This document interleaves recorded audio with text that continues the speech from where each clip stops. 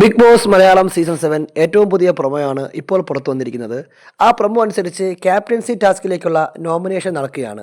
അപ്പോൾ ഓരോ ആൾക്കാർ എഴുന്നേറ്റ് വന്നിട്ട് അവർക്ക് ഇഷ്ടപ്പെട്ട ആൾക്കാരെ നോമിനേറ്റ് ചെയ്യുന്ന ആ ഒരു പ്രോസസ്സ് അവിടെ നടക്കുകയാണ്. അനീഷ് വന്നിട്ട് പറയുകയാണ്, ഞാൻ നെവിനെ നോമിനേറ്റ് ചെയ്യുന്നു. കാര്യം നമ്മളെ മനസ്സും ശരീരവും നിറച്ച ഭക്ഷണം തന്ന നെവിനെയാണ് എൻ്റെ നോമിനേഷൻ എന്ന് പറയുന്നുണ്ട്.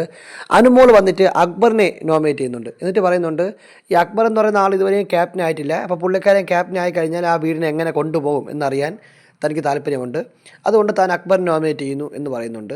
ഇതുപോലെ ഓരോ ആളുകൾ വന്ന് ഓരോ ആൾക്കാരെ നോമിനേറ്റ് ചെയ്യുന്ന കാര്യം, ആദിലേക്ക് നോമിനേറ്റ് ചെയ്യുന്ന നൂറയാണ്. അതായത് ഇവിടെയുള്ള എല്ലാ ഡിപ്പാർട്ട്മെൻറ്റും ഒരുമിച്ച് കൊണ്ടുപോകാനുള്ള കഴിവ് അവൾക്കുണ്ട്, തനിക്കൊന്ന് കാണണം എന്നൊക്കെയാണ് ആദില പറഞ്ഞ് നൂറെ നോമിനേറ്റ് ചെയ്യുന്നത്.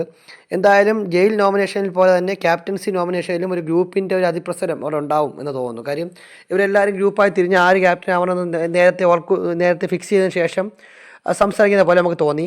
എന്തായാലും എനിക്ക് തോന്നുന്നു ഇത് ഏറ്റവും കൂടുതൽ പേര് നോമിനേറ്റ് ചെയ്തത് നെവിനെ ആവാനാണ് ചാൻസ്.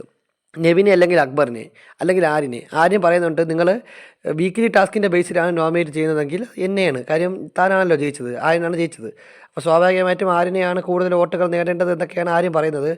എന്തായാലും ആരെയാണ് ഇത്തവണ ക്യാപ്റ്റൻസി ടാസ്കിലേക്ക് നോമിനേറ്റ് ചെയ്തിരിക്കുന്നത് എന്നുള്ളത് ആകാംക്ഷയുടെ കാത്തിരുന്ന് കാണേണ്ട കാര്യമാണ്. എനിക്ക് തോന്നുന്നു ആര്യനും അക്ബറും എല്ലാം ഇത്തവണ നോമിനേഷൻ ഉണ്ടാവും, അതായത് ക്യാപ്റ്റൻസി ടാസ്കിലേക്ക് ഉണ്ടാവും എന്നാണ്.